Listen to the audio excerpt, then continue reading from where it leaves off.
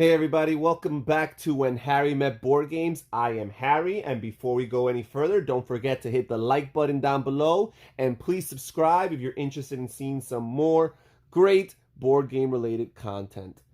Today we are going to be playing through the game of Carson City, the card game. This is the card game version of the bigger board game, Carson City. In this game, players are trying to acquire different buildings and different city features in their prospects of building up their portion of the city of Carson City and seeing who racks up the most points at the end of the game. This is a 1 through 6 player game, but today we'll be playing through a solo play of this game. Now, let me explain what we need for the setup of the solo play. First of all, we need to shuffle up these character cards and deal one out to the lineup or to the row. Right here, we've already drawn the first character, which is the lawyer. And then we shuffle up these two decks of cards, the Era 1 cards and the Era 2 cards. We set these aside, the Era 2 cards we set aside, and we begin with the Era 1 cards, and we draw 4 cards for a 4-player game. Let me explain real quickly that although this game plays from 1 through 4 players, there must always be 4 players. That sounds like a conundrum.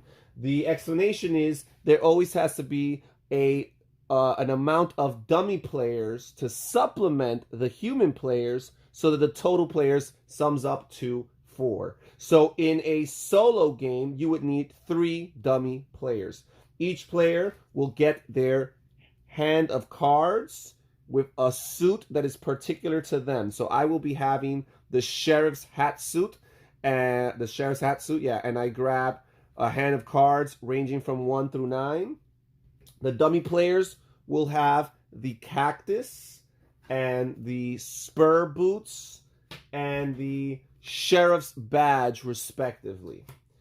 All right, so there you go. Now, very important, you can increase the difficulty in this game. Right now I'm playing easy mode. Easy mode, the dummy players have a standard hand ranging from 1 through 9. If I wanted to play it on medium level, I would replace their number 1 card with a number 10 card. And if I wanted to play it on the hardest level, I would replace their 1 and 2 with a 10 and an 11. But I'm not there yet. I don't think I can handle them at the hardest level. So that is pretty much it. Now, you take each of the dummies players' hands and you shuffle them up, because what's going to be happening from round to round, from turn to turn, is going to be, we will be bidding in an auction for priority in choosing these cards and or character cards. So you have the properties, which they refer to as the parcels in the rule book. So you will shuffle these. We'll be having a auction for turn order each turn, and the auction, it's interesting, it will be trick-taking style. For those who are familiar with trick-taking, players have a group of cards and they play one at a time and reveal it at the same time. Or actually, I don't know. I think in trick-taking, it's not simultaneous. In this game, it is simultaneous reveal or simultaneous play. But the point is, whoever has the highest numbered card, wins the trick. And in this case, it's the same thing. Whoever plays the highest numbered card is going to win and get priority as far as whose turn it is. Okay, so there we go. Now we're trying to build our city, and I will explain how these are placed on your grid as we go. But for now, let's keep in mind that each card has 4 possible spots for properties or for buildings to be on. And what you're going to be doing as a player is you're going to be working with an imaginary 8x8 grid. So whatever cannot fit within that imaginary 8x8 grid would not be a legal move. Right now, I have all the possibilities. The world is my oyster because I haven't placed a single card down. And you want to be clustering certain buildings next to each other. Certain buildings benefit by other features in your city. And you want to be factoring these things in as you're bidding for cards, as you're placing them down, and so on and so forth. So we're going to begin with round one. Again, I said we drew the lawyer as the character to start off with. And the way the lawyer helps you is he allows you to, and again, you could play these character cards only once per age. So that's something to think about. So I could play him once in age 1, which age 1 consists of 9 turns or 9 rounds. And then I could play him a second time in age 2, which consists of another 9 rounds. So the lawyer says that I can declare that I am using the lawyer after terrain cards have been revealed, but before players select their auction cards. I can immediately take one of the available cards, terrain or character, and when you have to select an auction card for this round, you do not play that auction card. You discard it open instead. So it's awesome. Basically, the lawyer lets you get something for free, and you just discard any auction card to get to acquire it. So that's awesome. You get to, first of all, snatch anything up before anybody else takes it, and then you don't even have to worry about investing a really valuable card for that auction. So that's awesome. Now, real quick, on the top of this deck here, we see a list of symbols. These are the 6 possible suits that are in the game. And what happens is, this is for tie-breaking purposes. This ranks the suits, at least for this turn, because as you can see, each of the different cards has a different order of the 6 suits. It ranks the suits for the sake of tiebreakers. So in the event of a tie, two or more players play the same number, the sheriff's badge, the player who has that suit, they get the priority and they go first. As I can see here, the hat, the cowboy hat, that is number 2, and I have the cowboy hat. So this is good to know. It's good to know that I have priority over most players. The sheriff's badge is out there, so there is one dummy player that has priority over me. Have to keep that in mind. Okay, so we're gonna go here, and you know, I really want this this lawyer. So I'm going to bid relatively high for this. I'm risking losing things. I don't want to go too high, so I'm just gonna put the 6 down. Hopefully that will be enough. And now I'm going to reveal each other player's bid from the top of their deck. I've shuffled them through. So the cactus player has a 4, which I beat. The spur has a 6, which because of the tiebreaker, the cowboy hat being ranked higher than the spur in this round, I also beat. And then, the sheriff's badge, he would have beaten me anyhow, has his 9. So his 9 has come out. So the guy with the sheriff's badge has come out. Now, how do you determine what the dummy players acquire from the lineup? Well, each card has a priority value number on it. These parcels or building cards have it right on the center of the card. So right here you see a 1. And the character cards have them on the bottom. This is worth a 5. So the highest card here, highest ranking card, is this card right here, which is a 7. So the sheriff's badge player is going to acquire this card. Now, they are not building a grid of cards that represents their city because there's a spatial orientation element to this part of the game, and you cannot be making this decision for the dummy players, or else you'll be taking all day long, and obviously you're never going to pick decisions that are in their favor. So what happens with the dummy players and the cards they acquire is it simply goes to their stash. It goes on top of their stack of cards, and what happens is at the end of the game, you're going to total up all the numbers here on the priority value here, and the sum of all these points is what their final score is, and that's what you're trying to beat. So I'm going to take this card, I'm going to place it face down right next to the sheriff's badge player. And now I go second because I played the 6.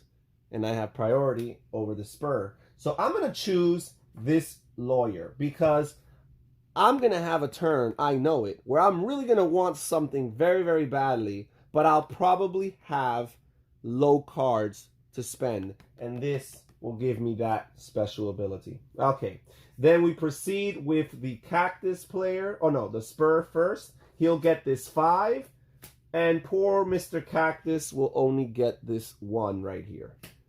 All right. And then we discard the one and only remaining card that was not used. I'm going to set aside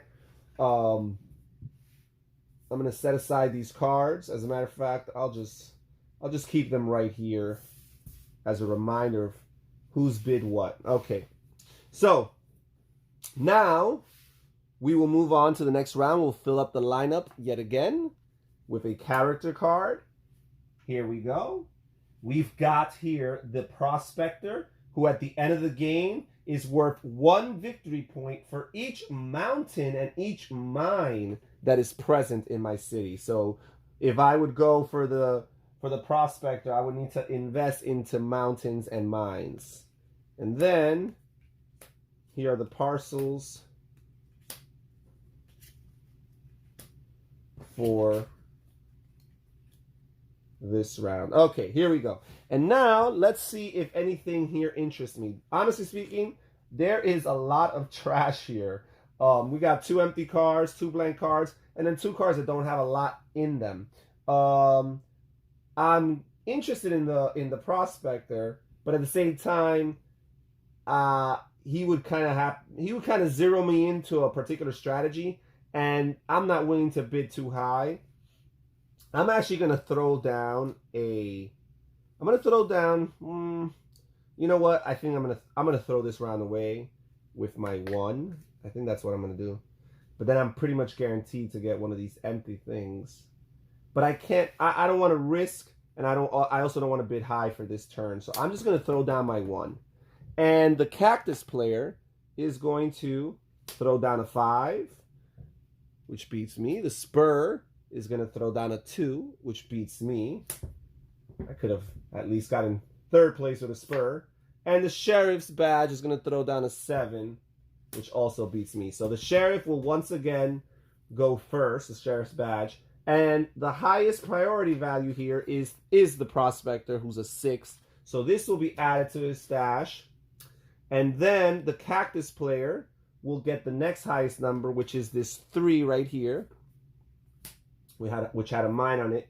And then the Spur will get this number 2 card here that has a mountain on it.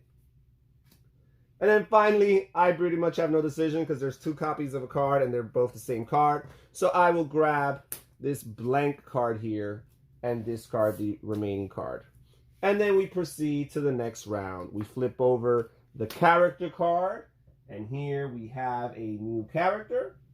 And this character is the Settler. At the end of the game, the Settler is worth 1 victory point for each empty parcel that is adjacent to 1 or more ranches. So each empty parcel, so the parcels again are the rule book uses that to refer to each of these empty quadrants, or each of these quadrants on a card is referred to as a parcel. And here it's telling us that for each one that's empty, that also happens to be adjacent to a ranch, right here. Ranches are these green buildings right here. Each of those combinations of empty parcel and ranch equals points. So 1 victory point for each empty parcel that is adjacent to 1 or more ranches. So it's the parcels that will score you the victory points. Regardless of how many ranches they're adjacent to, they'll score you 1 victory point. Okay, so all right, so let's reveal, oh, no more character cards. Let's reveal the other parcels, the other building cards. All right, so this is going to be an interesting round. Lots of good stuff here. Lots of good stuff here. So I do want to win this round because this round looks like it's going to be interesting. I know that the Sheriff's Badge already invested his 9, so that's good to know. And his 7, so that's already 2 good cards. And right now, I know that priority goes to, well, the bull's head, which is not in the game. The horseshoe's not in the game. The spur will get priority. I'm actually at the bottom, so I have a good chance of losing any ties. These things look really, really good. I'm going to invest high, but not too high, because there's a lot of good stuff. So even if I'm third, I feel pretty good. As a matter of fact, even if I'm fourth, I could always go for this character card, which is not too bad. I'm guaranteed to have a good turn. I guess it's just a matter of preference. You know what? I'm actually going to go mid-range here. I'm going to go with the 5. And the cactus player is going to have an 8. So that's already one player that's past me. Okay, the spur is only a 1.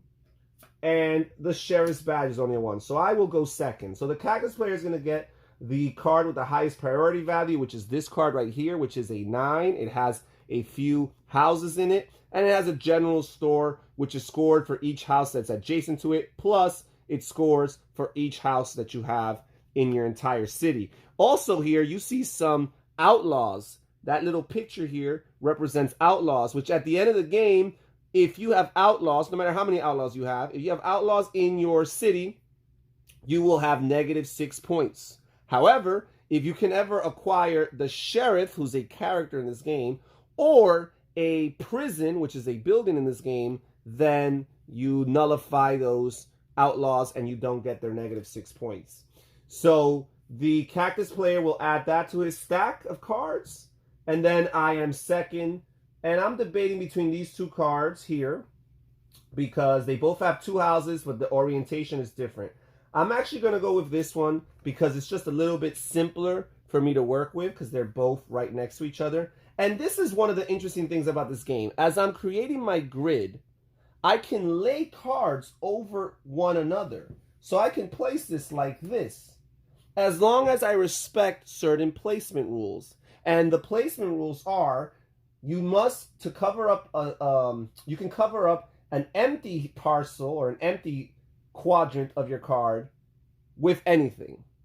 However, if a parcel or a quadrant has a building on it or some other kind of feature like a mountain, then it can only be covered by that same feature, right?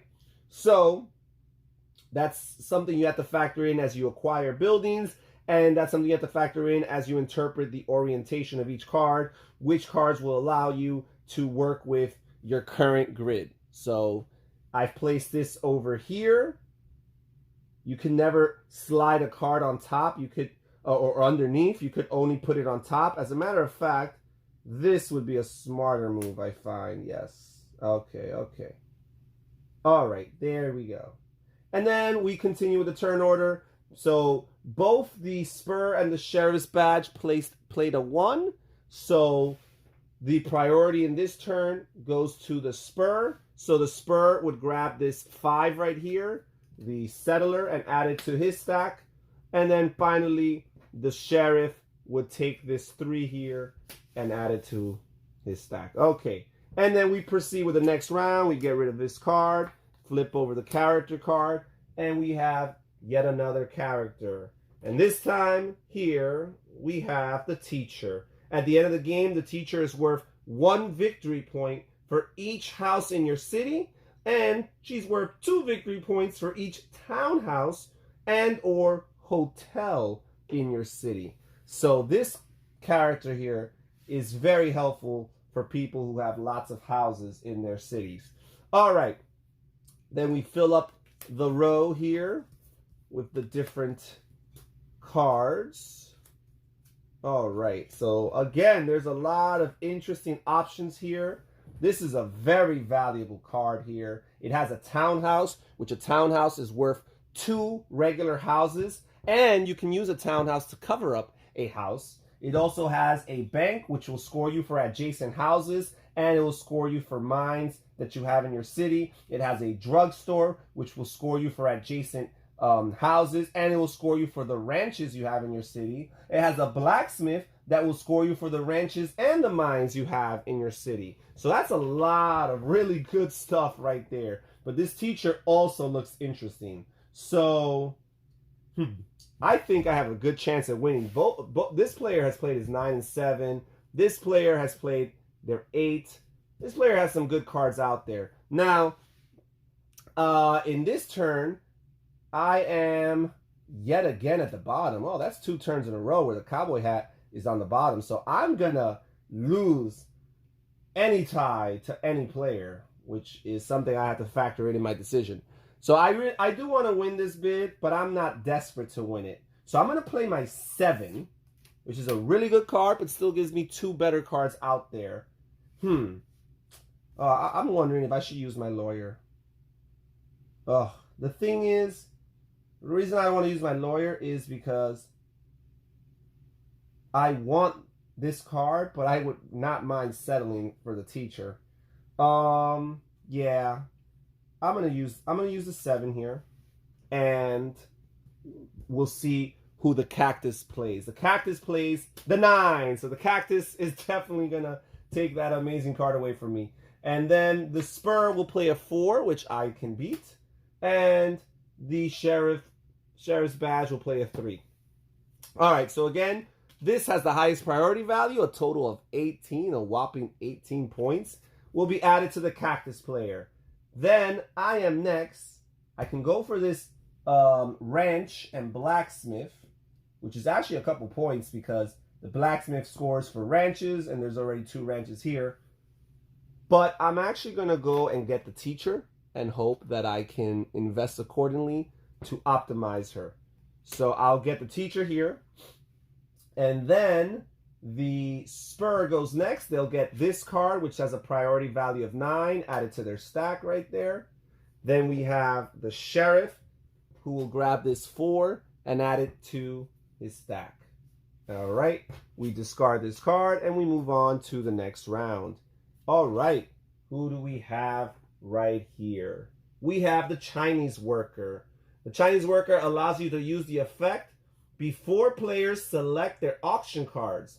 You must announce out loud that you intend to use this effect. The dealer subsequently reveals an additional terrain card which will be available for all players to select based on the normal order of priority. When it is your turn in the order, take 2 cards instead of 1.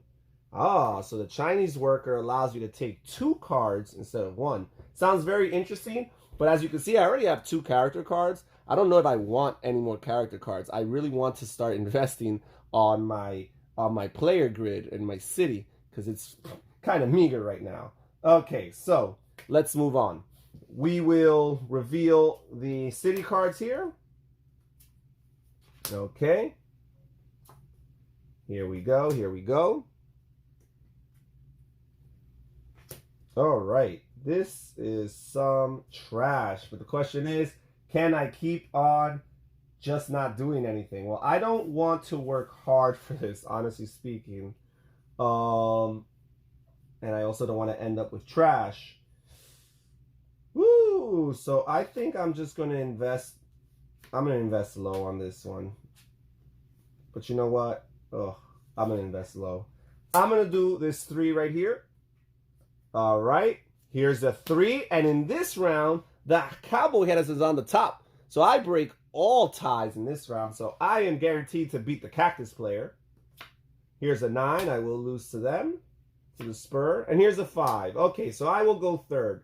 So the spur player will grab the highest priority, which is the 7 right here, add it to his stack.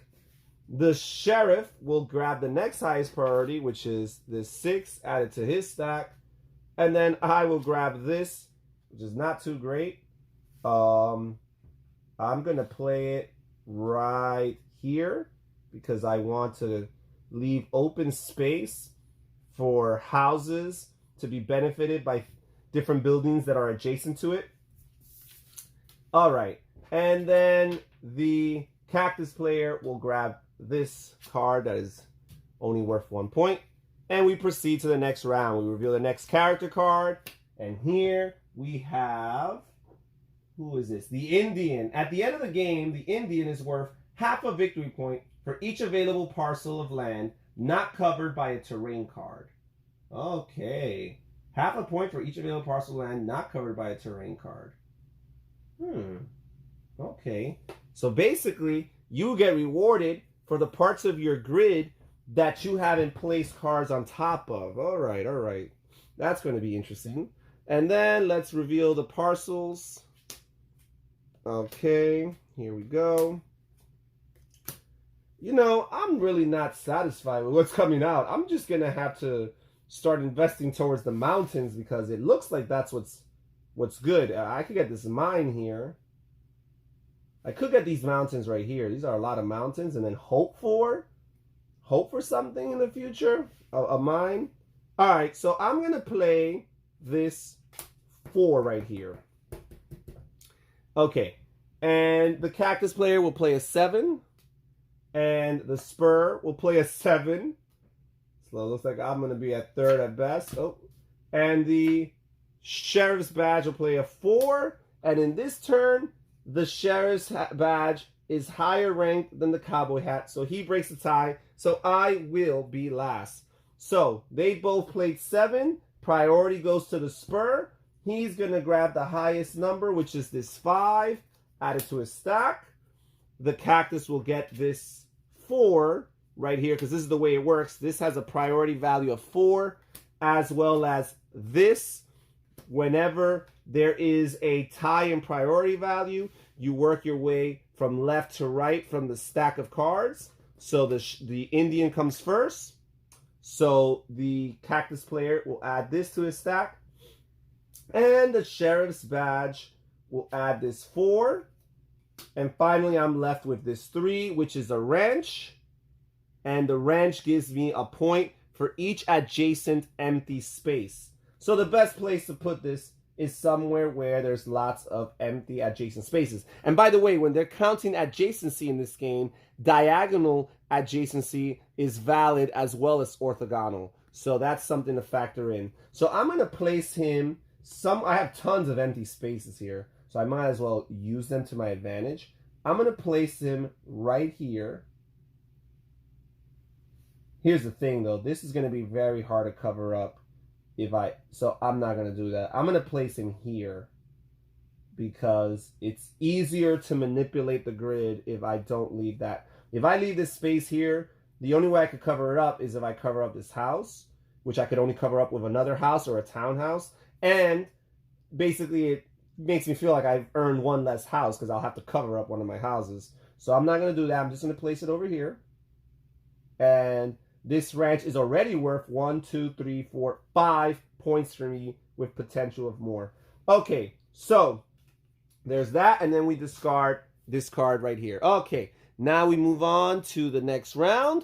We reveal another character. All right, here we have the Auctioneer, and the Auctioneer, what does the Auctioneer let you do? You can use the Auctioneer to sell up to 3 terrain cards from your city. These terrain cards can be sold at different points in time or all at once. Remove any sold terrain cards from your city and place them under the Auctioneer. And each card sold is worth 7 victory points at the end of the game.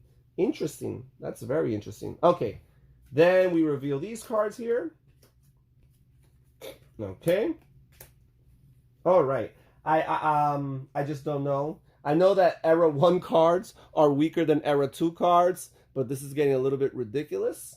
Okay, so we got lots of mountains here. At this point, I've only got 3 cards to choose from, and I've got to wonder if things are better. Here's the thing. I got to use the lawyer right now. I might as well. So I'm going to use the lawyer. I'm going to use my lawyer action, and I'm just going to discard this 2. And I'm going to take this right here, which has 2 mountains and a prison. Again, the prison nullifies all potential outlaws in your city to prevent you from getting the -6 points that they would give you otherwise. Also, I believe the prison allows you to treat outlaws as empty parcels or empty spaces, because otherwise you would not be able to put something on top of an outlaw, like a building and such. Okay, so I've used my lawyer. I will place this right here. I've got some mountains. I'm hoping to get some mines in the future that will help me capitalize on the mountains. And then each player is going to do their bid.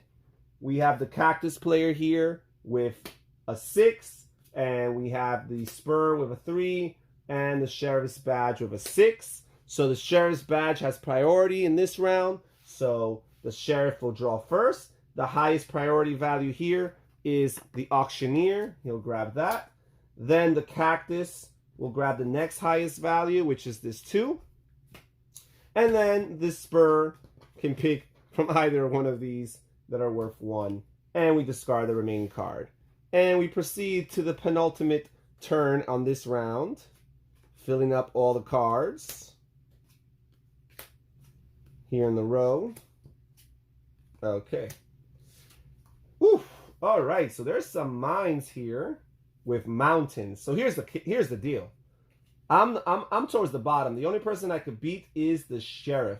I know that this player has already played their 9 and their 8, and this player's already played their 9, and the sheriff's badge has already played their 9 and their 7. So I'm pretty much, if I play the 8, I'm guaranteed to be no worse than second place. The guy with the spur is the only person that can potentially beat me, and I'm fine either way, because as long as I get one of these 2 cards, I'm okay. Well, there is this character here. Who is this character?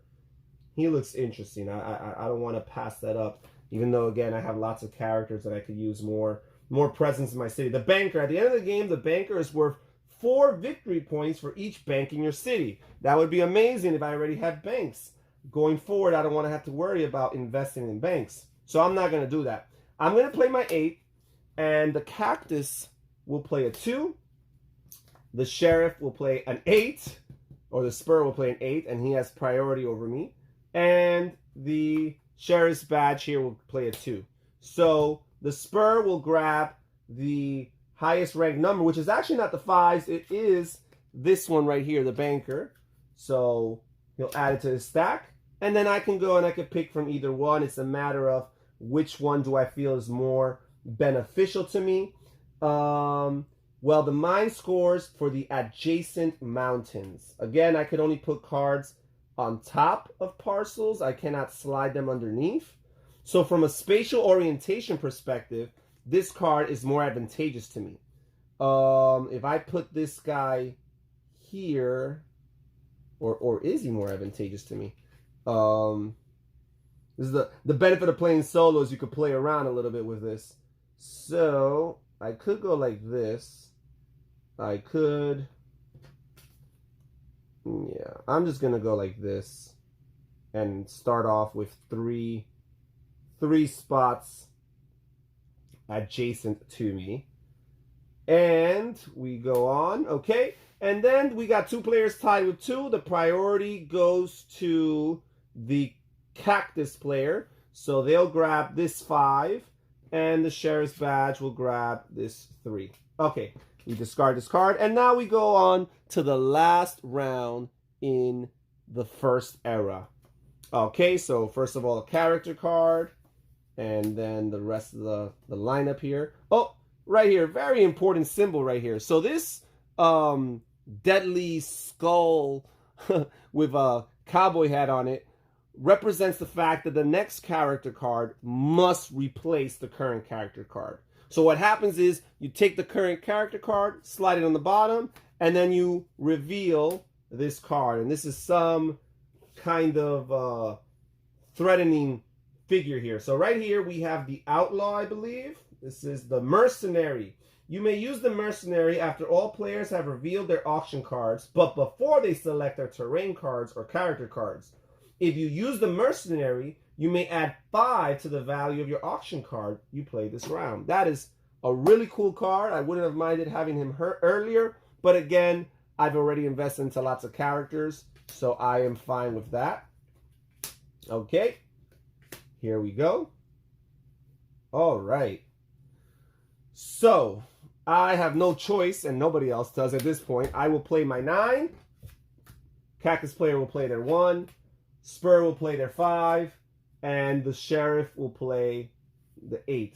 So which ones do I want to go for? So early in the game, I really wanted to go for the house game, but I've kind of been put in a position where the mountains will work for me. These mines score you 2 points for every mountain that's adjacent to you. So I'm wondering if it's worth my while to grab this right here. I could always place it here, add to this mine's value, add to this mine's value, and already potentially have a good starter for this mine. So I think that is what I'm going to do. I never thought I'd be playing the mine game, but I guess that's what I'm going to be going for. So I'll place it here, keep factoring in my imaginary 8x8 grid, which right now consists of 1, 2, 3, 4, 5, 6, 7, 8. So I've already defined the, the parameters for my grid, at least horizontally, right? From left to right. I still have, room for decision making going northward from top to bottom, but from left to right, that's it. I am bound to this space, and I cannot exceed the limits of this grid here from 8 spaces horizontally. Okay, so now the sheriff will go next. The highest priority value is this 10. The spur will go afterward and grab this 7.